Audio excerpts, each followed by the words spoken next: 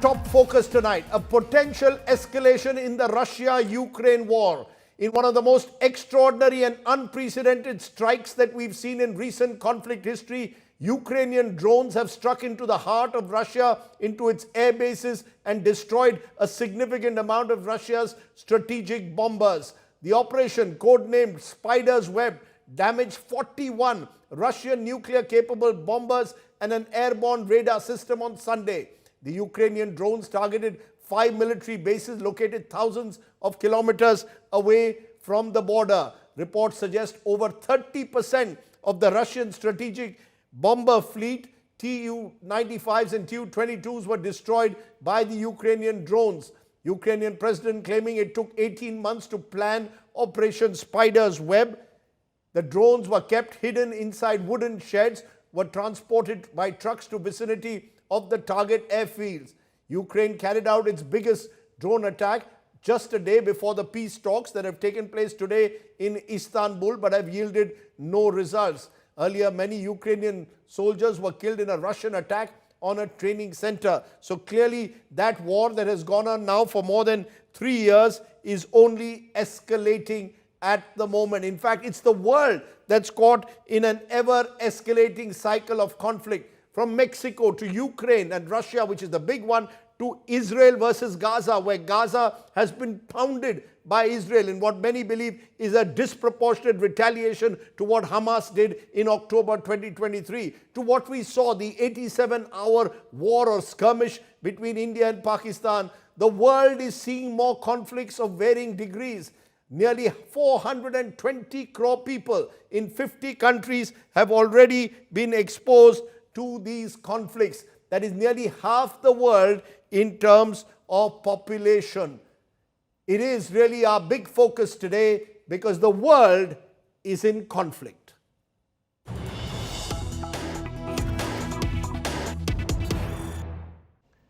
And joining me now at this crucial moment is a very special guest. Happy to be joined by Ian Bremmer, world's leading global risk analyst, president of the Eurasia Group, and someone who's written extensively on global conflicts. Appreciate your joining us here, Mr. Bremmer. You're joining us 24 hours after we've seen this audacious, scaled-up attack by the Ukrainian military on using drones to target Russian air bases, destroying, according to some accounts, 30% of Russia's strategic bomber fleet, almost unprecedented in recent military history. Give us your sense. What does this mean for this long-running conflict, for Europe, and indeed the world? I'm glad that this is what you're starting with. It is a shocking development, and it's unclear if it's going to reduce or increase the risks around this 3.5-year now war, bloody, expensive, and impacting the world. The last time that I've been this surprised by an attack was when Israel went after Hezbollah, which we all had believed was the most powerful non-state armed forces in the world. And within a matter of days, Israel had destroyed their military capabilities, their infrastructure, their communications, and decapitated their leadership. Shocking. So this is easily as big of a deal. And of course, here, we're not talking about a proxy for Iran. We're talking about one of the world's leading nuclear powers. So it's a major war. Both sides have been fighting it as well as they possibly can for years. And now Ukraine has not just shown that they can hit back across all of Russian territory. They can do serious damage to Russia's military capabilities to fight the war. But also, they can undermine Russia's nuclear capabilities, their strategic deterrence capabilities, their second strike capabilities, the balance of power between Russia and the United States, Russia and NATO. That's a very big deal, and I think it deserves real attention from all of us as to what the implications for this could be. Let's look at those implications, Mr. Bremmer, because you've, in a post only yesterday, said this is both an opportunity and an exceptionally dangerous development. You mentioned briefly the fear that this is, remember, against a country which is nuclear armed, and therefore this is not Hezbollah, this is not a non-state actor, this is the mighty Russians. When you say exceptionally dangerous, what's your biggest fear now? Well, my biggest fear is that the Russians refuse to accept that they have fewer cards than they thought they have, to use President Trump's terminology, and instead take this as a necessity to escalate against Ukraine. And, you know, they've already been engaged in thousands and thousands of war crimes. They've been targeting civilian infrastructure and people, not just the military. The Ukrainians have been targeting the Russian military. So it's not like they have more to do on that front. I suppose the most serious concern would be if the Russians decided that this was the reason to engage in a tactical nuclear strike. That would be the worst possible near-term scenario. I don't think it's likely, but it is certainly more likely than it was 2 days ago. So, I mean, if it was a 1% likelihood, maybe now it's a 10% likelihood. I mean, there's a real possibility, if Putin thinks that his nuclear deterrent has been undermined, and he knows that the Americans aren't interested in getting involved in World War III. He's heard that from Trump repeatedly. Trump is blaming both sides. Then this might be the opportunity for Russia to do precisely that. Now, that's a very dangerous decision. The Chinese would strongly oppose it. The Europeans would take that as necessity to provide much more military support for Ukraine, to seize the frozen Russian assets, to significantly intensify existing sanctions. So there would be real costs and consequences. But look, we have to understand, part of the reason this war has gotten much worse over the last 3 years is because the Russians are engaged in criminal activity with impunity and no one is prepared to stop them.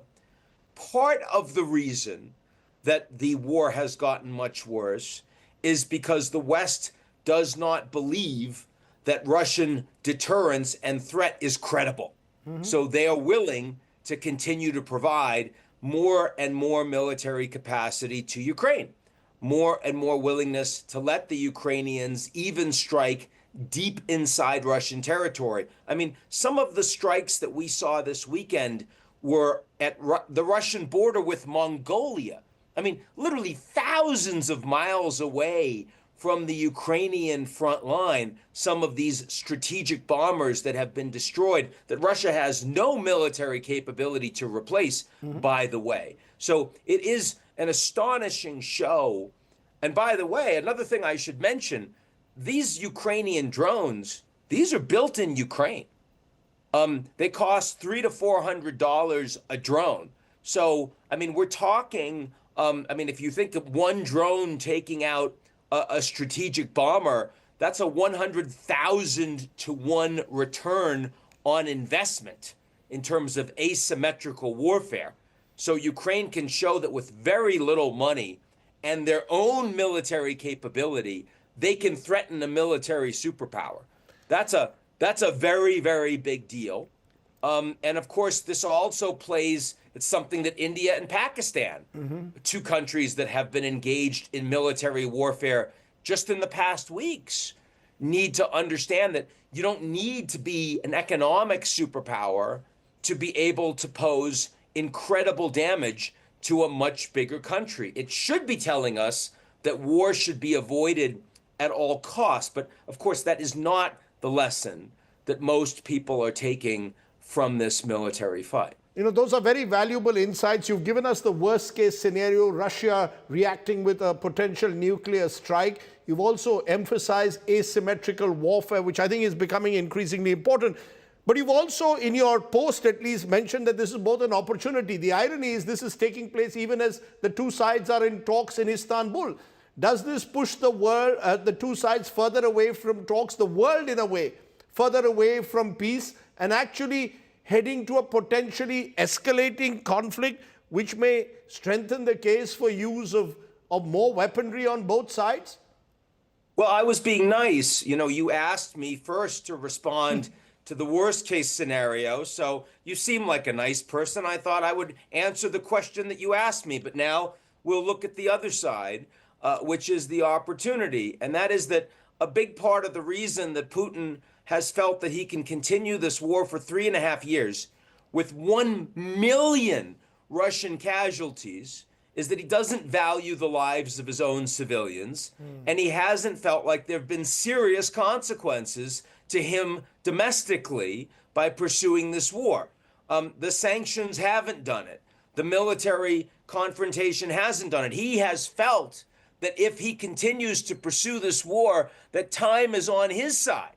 Well, what the Ukrainians have just shown him is that maybe that was a miscalculation, that maybe this small Ukraine, David to Russia's military Goliath, maybe if Russia keeps pursuing this war, that Russia is not going to be a military superpower anymore. Maybe Russia will be vulnerable to the Americans and the Chinese, who are friends today, but who knows tomorrow. Maybe that this will be a threat to Putin's own personal survival, and that those around him might see that he is the one that is responsible for making the worst strategic decision of Russia's contemporary history, deciding to invade in a war of choice against the Ukraine that was doing nothing wrong but defending itself. So I think that if Putin is prepared to see things clearly, this should be an incentive for him to engage more seriously than he had been heretofore in accepting a ceasefire. Now, just today, Russian diplomats, working level, not high level, are meeting with Ukrainian diplomats, and they are talking about what ceasefire terms should be. They're very far from an agreement. There's no common language right now. They're still talking about things like prisoner exchanges. Today, prisoners that are highly injured, the Russians saying, let's do an all-for-all swap. That's happened before. That's not cause for sudden optimism. But the fact that the Russians are willing to persist with that discussion, which the Americans, the Europeans, China, India, everyone wants those negotiations to happen, even just 24 hours after Russia's massive strategic defeat at the hands of Ukraine, is a reason to believe that this is an opportunity. Now, the United States would be wise to align more strongly with the European allies to push Russia to the table. Putin sees that Trump has been willing to push Ukraine to the table. You remember that he suspended intelligence and defense aid for more than a week.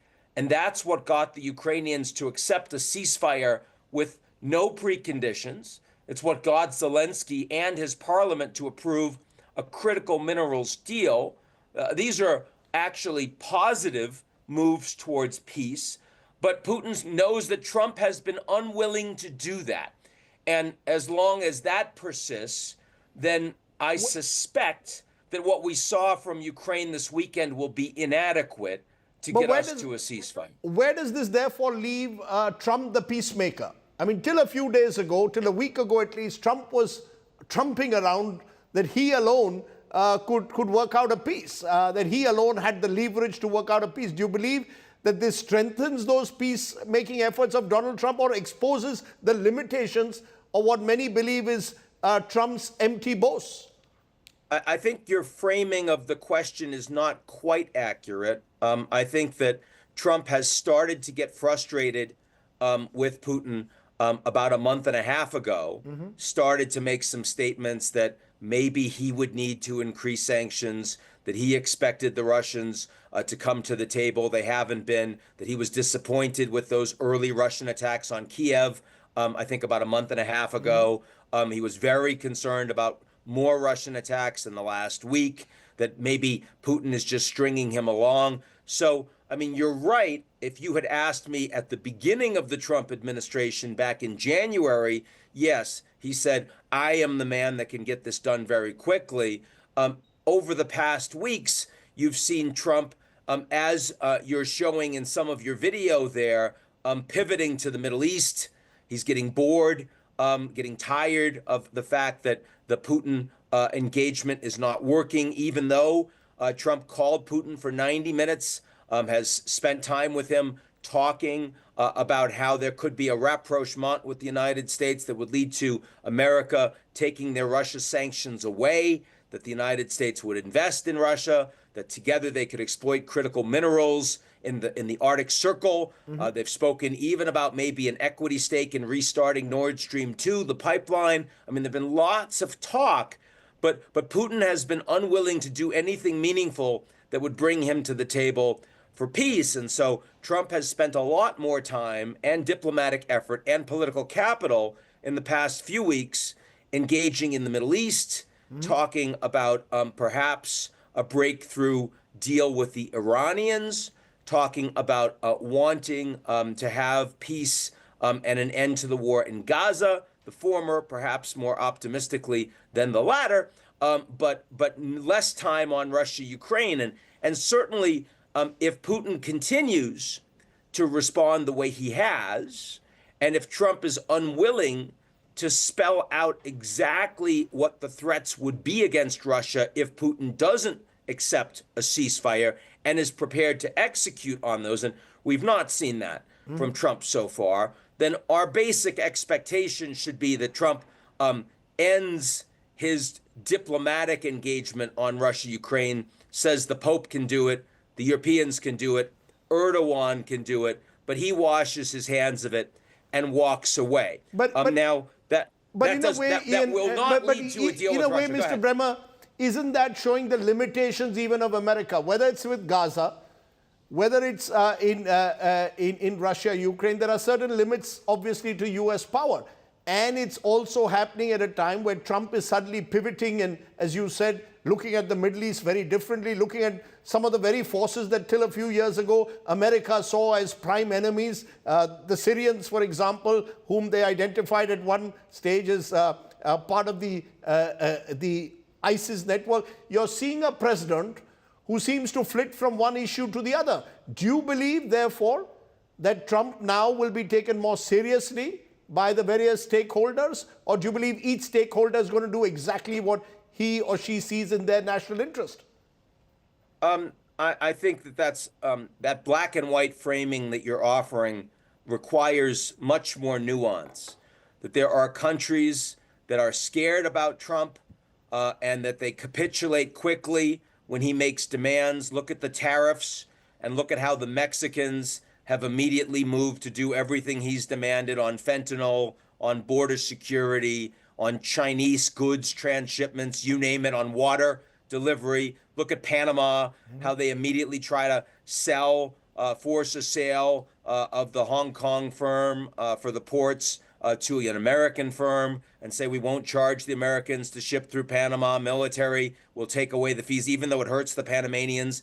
Look at how the Iranians are in a much weak diplomatic and geopolitical position, much more willing to accept talks and talk about stopping for a highly enriched uranium stockpiling, all of these things. So I think that weaker countries take Trump much more seriously and are scared of him.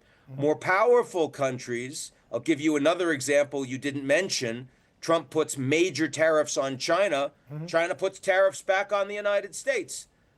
Trump says, we're going to hurt you. China says, I don't need a phone call with you. We can take the pain more than you can. And Trump is the one that blinks.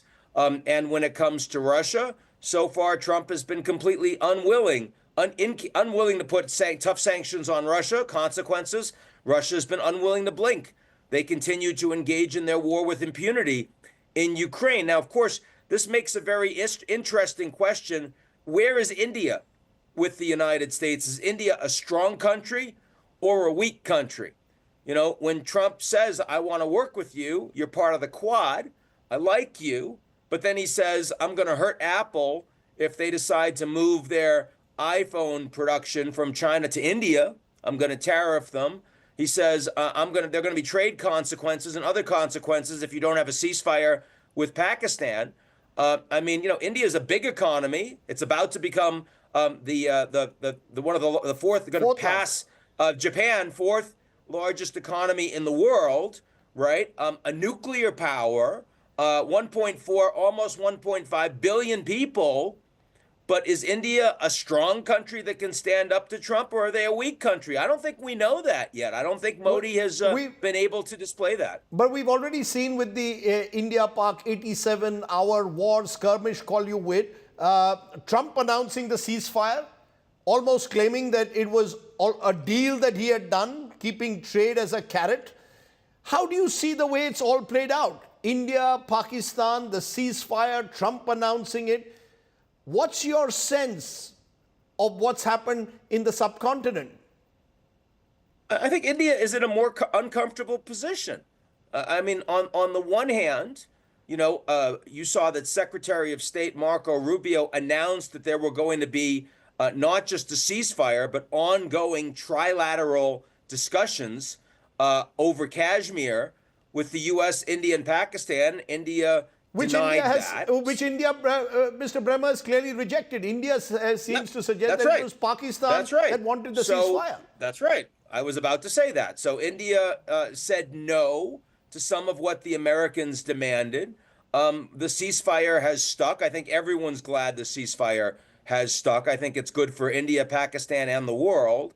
But my point is that I think that there is right now, look, Modi is arguably the most powerful domestic leader of a major democracy in the world today. Over 10 years in place, yes, has now a coalition government, but only two small regional parties. He's able to make domestic and foreign policy pretty much at his will, at a time when other leaders around the world, the Germans, the French, the Japanese, the Americans, the South Koreans, you know, they have much more divided governments, much weaker, not lasting for as long. So Modi is in a position, almost like Claudia Sheinbaum in Mexico, to sort of do everything he says he's going to do. He can follow through on it.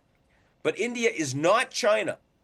India is not the United States. It is geopolitically much weaker.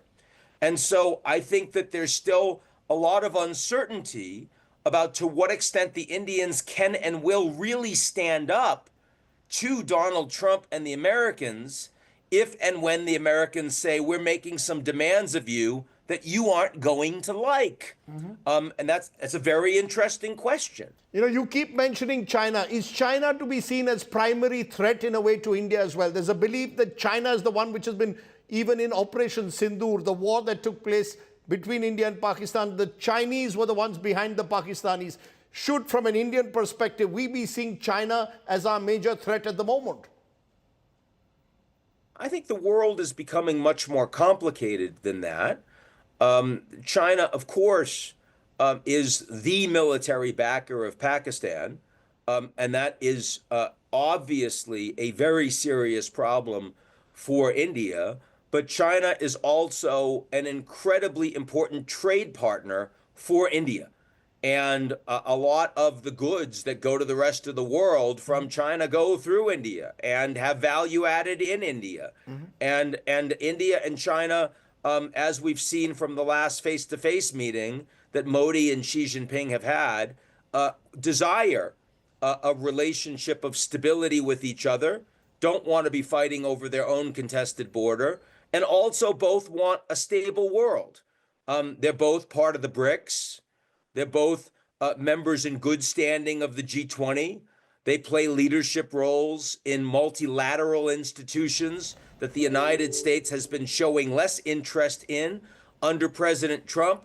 So yes, of course, China is a competitor, is an adversary in Asia, which is India's backyard. So those things are important, and India and China compete not just on Pakistan, but for influence in places like Sri Lanka and the Maldives and Bhutan and all over the region. Can So I that's really important. Can I therefore conclude by asking you, I just have a minute, given what you've seen that's happened in the last 24 hours, these Ukrainian audacious, unprecedented drone attacks, what we've seen in Gaza, the continual bombing by Israel, often of innocent, unarmed civilians, what we saw in the subcontinent, is the world in a more dangerous place today, Mr. Bremmer, than it was a few months ago? Absolutely. It's what I call a GZERO world.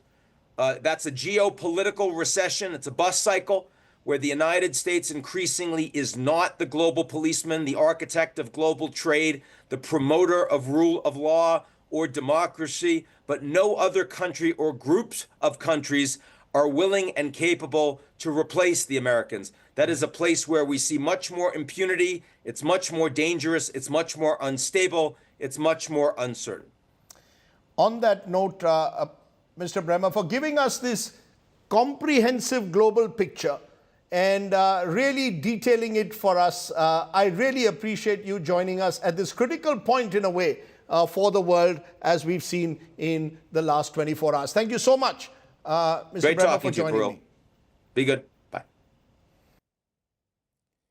The world in a much more dangerous place now than ever before in recent times is the big message, particularly also the message in a time of asymmetrical warfare, where even a tiny country, a relatively tiny country like Ukraine, has sent a powerful message to the mighty Russians today. It's a message of asymmetrical warfare, new age warfare, using drone technology to target the might of the Russian air bases. From there, let's turn to matters at home.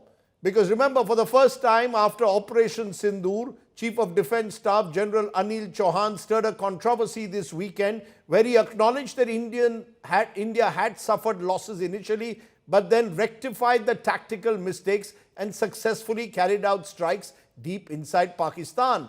General Chauhan, in that interview to Bloomberg TV, also dismissed Pakistan's claims of downing 6 jets and terming the claim absolutely incorrect. But the general's claim of losses has sparked a controversy, with the Congress intensifying its demand for a special parliamentary session to, in a way, discuss military and foreign policy strategy. How should the Chief of Defence Staff statement be viewed? How do India's losses measure against the gains during Operation Sindoor? What does the CDS statement mean for the war of narratives that has gone on for the last few weeks between India and Pakistan? Joining me now, Air Marshal Sanjiv Kapoor, former Director General Inspection and Safety at the IAF, and Lieutenant General Satish Dua, former GOC 15 Corps, Indian Army. You know, it's interesting, General Dua, that the Chief of Defence Staff should first give this statement admitting to losses to a foreign agency that goes to Reuters and Bloomberg TV. What does that say about our public diplomacy? Was that, in your view, in hindsight, an error? If he had to make these statements, should he have made it here to the domestic media, to possibly through the political class to Parliament, or should it have been done in the manner that it has, that has led to wide misinterpretation, particularly his statement virtually admitting the losses? Rajdeep, the question is more about the statement that the Chief of Defence Staff, General Anil Chauhan, made. You are pointedly asking me whether it is correct that he should make the statement to an international channel rather than Indian channels. Before I come to that, what was the statement that was made? Let's analyze the statement. And you just laid it out. But that was not the first military statement that came out on that. And it was Air Marshal Bharti, in a combined press briefing to all Indian channels and many others who were present over there on the 11th evening when the statement came out. And he said, and I'm going to be exact in my words, he says, we are in a combat scenario and losses are part of combat. So he did. That statement came out as an armed forces statement. Our official statement did come out. Rank or appointment does not matter. In fact, that is a very authentic statement by the Air Force representative.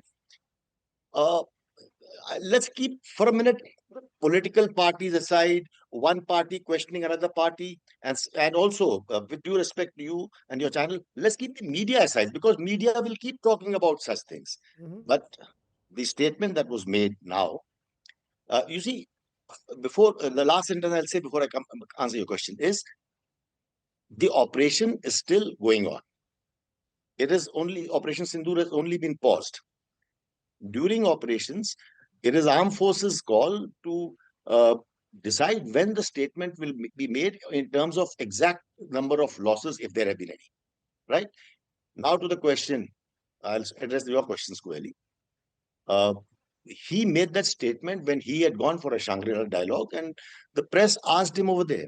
In India, he did not come in front. The CDS did not come in front of any press anywhere. The official statements were made by the DGMO and his counterparts of the Navy and the Air Force in an appropriate But the form. narrative, the headline, General Dua, whether we like it or not, across international press is India lost jets.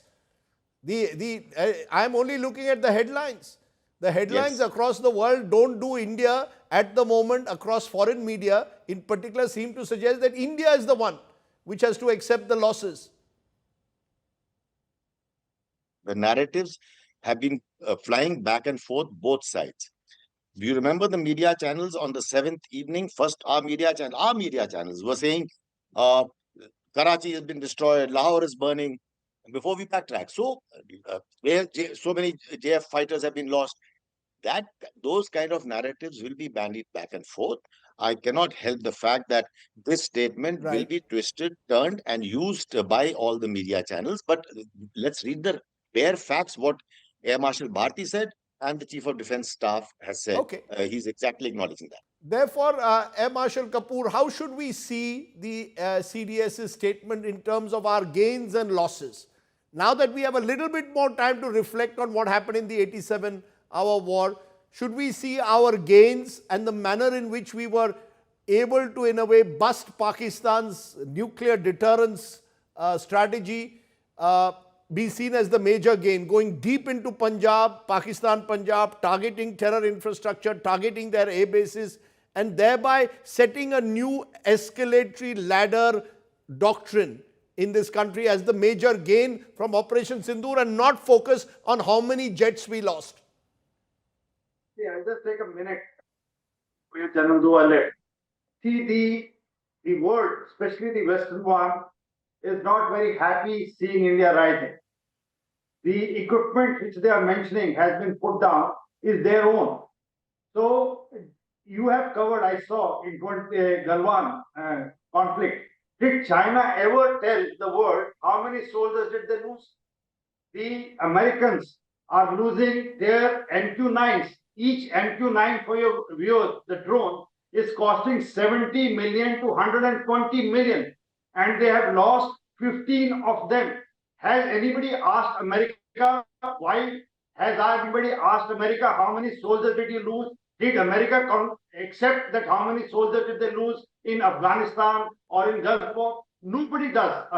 No, but there is a suggestion somewhere that our Air Force somewhere down the line committed tactical mistakes, that we lost jets, that maybe the new age Chinese missiles and technology is something that is a real threat to our air power.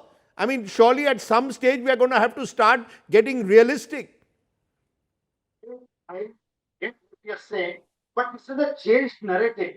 The opposition, the enemy country does not have anything much to show.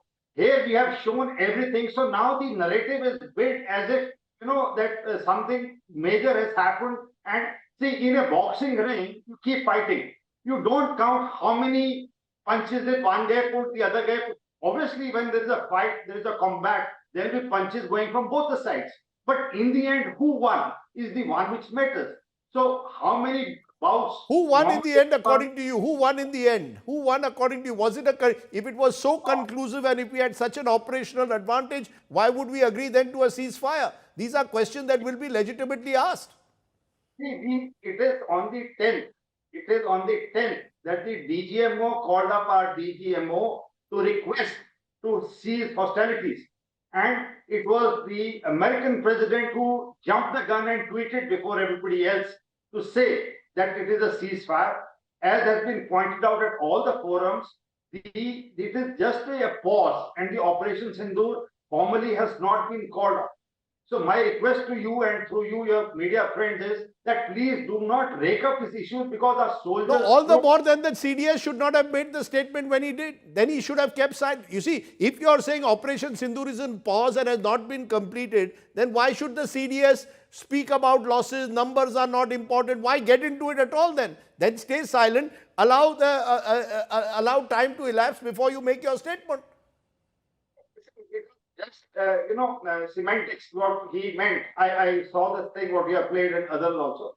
He actually, is giving a narrative from his side, which the selective words have been picked up, and the end aim should be, did the nation or the armed forces achieve its objectives, what they set out for, and the 11 airfields and the 9 targets which we hit, 20-0, that nobody will count. We have nullified 20 ground targets in these 4 days, 20-0.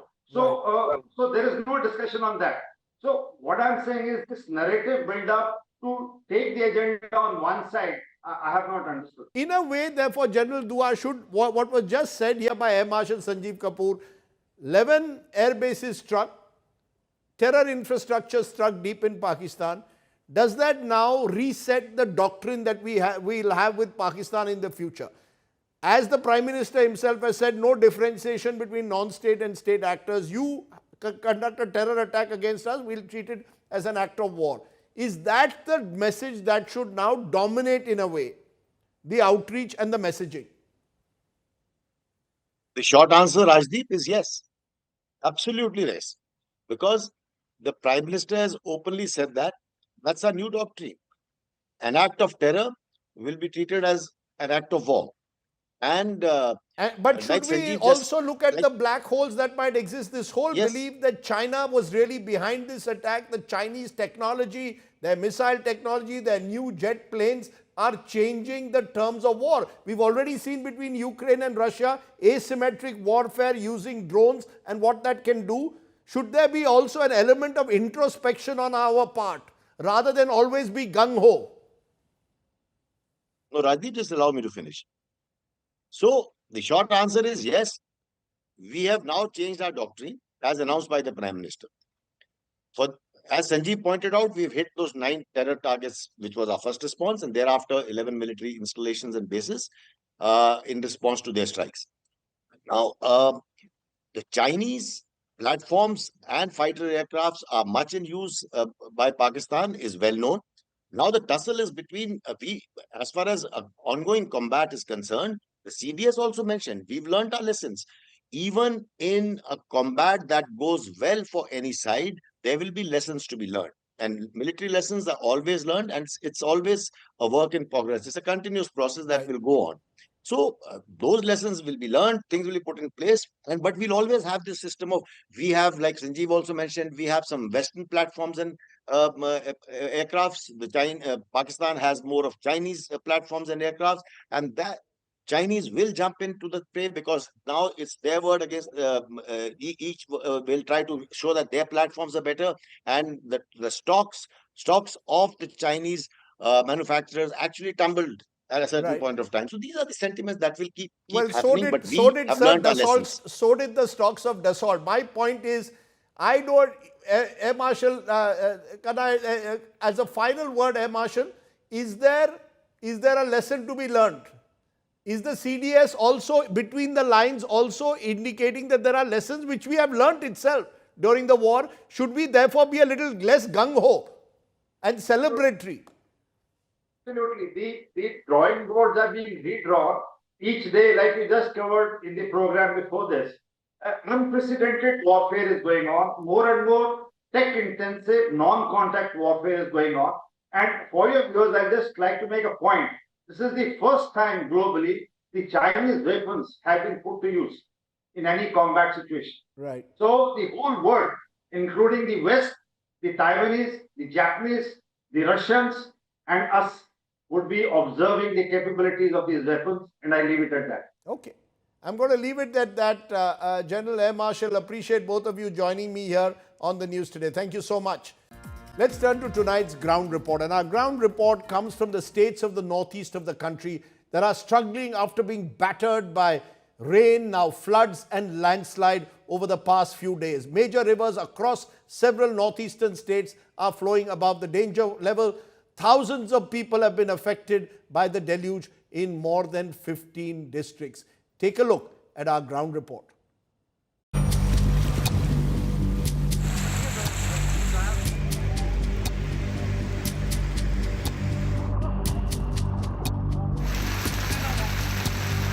Over 3 lakh people affected. 19 districts impacted.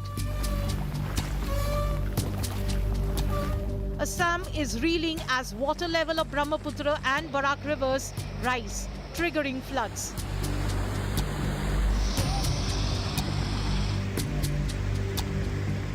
While the situation in Guwahati has improved, rural areas remain submerged. The area which seems to be a lake is not so. It's a paddy field, and this particular place connects to different villages across in and around this area. But this remains to be the main source of connectivity as of now. These small boats, this country boat remains to be the only source of a hope for them. Every time incessant rainfall happens, every time there's an incessant rainfall in Meghalaya, flood-like situation happens. Residents are struggling to move in and out of the villages.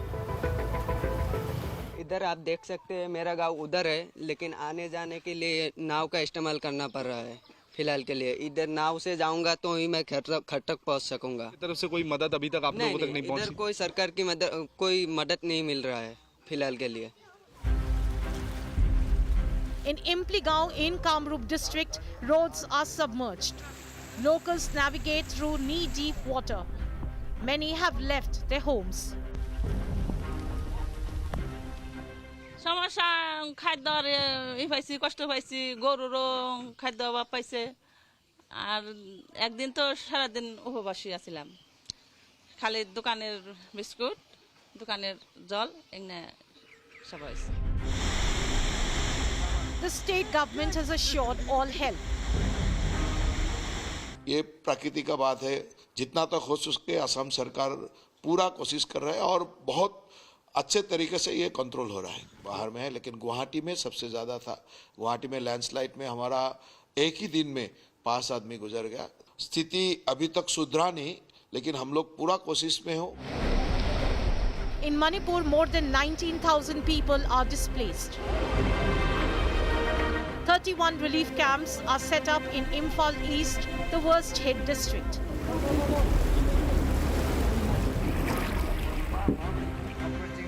The state has also witnessed 47 landslides over the past 4 days, compounding the crisis. Waterlogging was reported at key establishments, including the state-run Jawaharlal Nehru Institute of Medical Sciences. सबसे पहले तो हमारे 12 column, 8 main और 4 reserve army के ETF 4 columns के साथ में continuous ground के ऊपर हैं। पिछले 72 घंटे से हम लोग ग्राउंड के ऊपर लोगों को इवैक्यूएट कर रहे हैं। सो फार अप्रोक्सीमेटली 2300 लोगों को हमने रेस्क्यू किया है। उसके बाद हमने रिलीफ मटेरियल का डिस्ट्रीब्यूशन किया है उन जगहों पर जाकर जहां पर लोगों के पास इन सुविधाओं की कमी थी। With forecast of more rains, Assam, Manipur and Meghalaya are on alert. With Taposh Gupta in Guwahati and Baby Shireen in East Imphal, Bureau Report, India Today. Let's turn from there to our Get Real India story, where a shocking environmental lapse has been witnessed in Himachal's Kasol. A popular tourist hotspot is now buried almost entirely under garbage. Team India Today went to Kasol and found that the garbage was secretly being removed from the spot and dumped deep into a demarcated wildlife sanctuary zone, further worsening the ecological impact. Get Real India.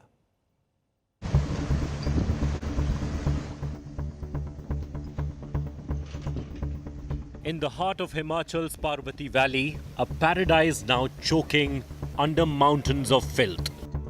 8 months of garbage dumped, not managed, not treated, just buried in the wild. Kasol, a tourist hub, now a symbol of neglect. Waste from homes, hotels, and streets has been heaped into the forests of a wildlife sanctuary. Exposed by a viral video that stunned the nation. Days on, India Today team reached Kasol and did a ground reality check to find out what the authorities are doing about the pile of Himalayan garbage. क्यों फैल गया इतना कूड़ा यहाँ पे? कौन गिरता है? ये यहाँ से आता बाजार बुजुर्ग से local. The response? JCBs and tippers rushed in, not to clean up, but to dig and dump deeper. 2 kilometers into the forest, the garbage was buried. A direct violation of environmental laws. शर्मसार करने वाली तस्वीरें हैं, क्योंकि manage करने की बजाय इसको कैसे मिसमैनेज किया जा रहा है उसकी साफ तस्वीर है. नीचे से कूड़ा लाकर यहाँ पर उसको जंगल के अंदर डंप किया जा रहा है और ऊपर से मिट्टी डाली जा रही है ताकि कोई इसको देख ना सके और किसी को पता भी ना लगे, और कहने को बाद में प्रशासन कहेगा कि कूड़े को डंप कर दिया गया, कूड़े को मैनेज कर लिया गया. लेकिन कैसे मैनेज किया आप देखिए. One tipper driver admits they're working on the village Pradhan's orders, dumping in the forest and covering it with soil. कहाँ लेके जा रहे हो कूड़े को? भाई फेंकने के लिए ले जा रहे हैं. दबा रहे हैं इसको. कहाँ दबा रहे हो? जंगल में. ऊपर जंगल में? हाँ जी. तो ऊपर जंगल में क्यों दबा रहे हो? अब ऐसी हरियाली है, नीचे तो इतना कूड़ा है, नीचे से ले जाके आप फिर ऊपर में जंगल में दबा रहे हो. ये हमारे को तो न बताइए. किसने बोला आपको ये दबाने? जो जिसका कचरा है वही बोल रहे हैं. किसका कचरा है? ये कचरे वाले जानेंगे, हमारे को तो इतना पता नहीं. ये टिप्पर किसका है? ये यहाँ प्रधान का है. Politics over the matter has erupted, with the BJP slamming the ruling Congress for the mismanagement. DC के पास एक बार इनका प्रतिनिधि मंडल गया था स्थानीय लोगों का, तो उन्होंने उल्टे डांट के भेजा उनको कि तुम्हारा कूड़ा कहाँ डालना है. और ये हमने कहा अभी कि ये उल्टी बात है कि आप शहर का कूड़ा गांव को कैसे ले जा सकते हैं. मैंने स्थानीय लोगों से भी फोन पर बात की, उन्होंने कहा कि हमें जो है साडा को पैसे देने पड़ रहे हैं. ये कूड़ा कचरा जो है सेग्रीगेशन के बाद रांगड़ी जो मनाली के पास साइट है उसको पिछले साल से बंद कर दिया गया है. तो उसके बंद होने से और हमें दिक्कत हुई. Kasol was once a postcard of Himachal's scenic beauty. But buried under layers of soil and silence is a story of neglect, denial, and a forest slowly drowning in waste. With Aman Bharadwaj, Bureau Report, India Today.